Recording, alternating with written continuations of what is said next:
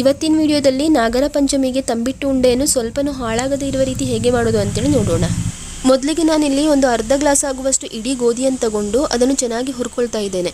ಇದು ಸ್ವಲ್ಪ colour change ಆಗಿ ಅರಳ್ಕೊಳ್ಬೇಕು. ಅಲ್ಲಿವರೆಗೂ ಹುರಿದುಕೊಂಡು ಒಂದು ಪ್ಲೇಟ್ಗೆ ಹಾಕಿ ತಣ್ಣಗಾಗ್ಲಿಕ್ಕೆ ಬಿಡಬೇಕು. ನಂತರ ಒಂದು 1/4 ಕಪ್ ಆಗುವಷ್ಟು ಕೆಂಪು ಕಡಲೆಯನ್ನು ಕೂಡ ಹುರಿದುಕೊಂಡು ಅದನ್ನು ಕೂಡ ತಣ್ಣಗಾಗ್ಲಿಕ್ಕೆ ಬಿಡಬೇಕು. ಇದೆರಡು ಕೂಡ ಪೂರ್ತಿಯಾಗಿ ತಣ್ಣಗಾದ ನಂತರ ಒಂದು ಮಿಕ್ಸಿ ಜಾರಿಗೆ ಹಾಕೊಂಡು ಫೈನ್ ಪೌಡರ್ ಮಾಡ್ಕೊಳ್ಬೇಕು. ಇದನ್ನು ಹಿಟ್ಟು ಸ್ವಲ್ಪ ತರಿ ಇದೆ ಅಂತ ಅನಿಸಿದ್ರೆ ಜರಡಿ ಮಾಡ್ಕೊಳ್ಬೋದು.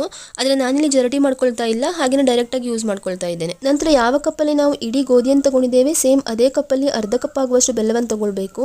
ಅದಕ್ಕೆ ಅರ್ಧ ಕಪ್ ಆಗುವಷ್ಟು ನೀರನ್ನು ಹಾಕೊಂಡು ಬೆಲ್ಲವನ್ನು ಕರಗಿಸ್ಕೊಳ್ಬೇಕು. ಈ ಬೆಲ್ಲ ಕರಗುವ ಟೈಮಲ್ಲೇ 2 ಸ್ಪೂನ್ ಆಗುವಷ್ಟು ತುಪ್ಪವನ್ನು ಹಾಕೊಳ್ಬೇಕು. ಮತ್ತೆ ಫ್ಲೇವರ್ಗೆ ಬೇಕಿದ್ರೆ ಏಲಕ್ಕಿಯನ್ನು ಸಹ ಹಾಕೊಳ್ಬೋದು. ಇದಕ್ಕೆ ನೀವು ಈ ಬೆಲ್ಲ ಪಾಕ ಬರಬೇಕು ಅಂತೇಳೇನಿಲ್ಲ, ಜಸ್ಟ್ ಬೆಲ್ಲ ಕರಗಿದ್ರೆ ಸಾಕು. ಬೆಲ್ಲ ಕರಗಿದ ನಂತರ ನಾವೇನು ಮಾಡ್ಕೊಂಡಿದ್ದೇವಲ್ಲ ತಂಬಿಟ್ಟು ಹಿಟ್ಟು, ಅದಕ್ಕೆ ಹಾಕ್ಕೊಂಡು ಚೆನ್ನಾಗಿ ಮಿಕ್ಸ್ ಮಾಡ್ಕೊಳ್ಬೇಕು.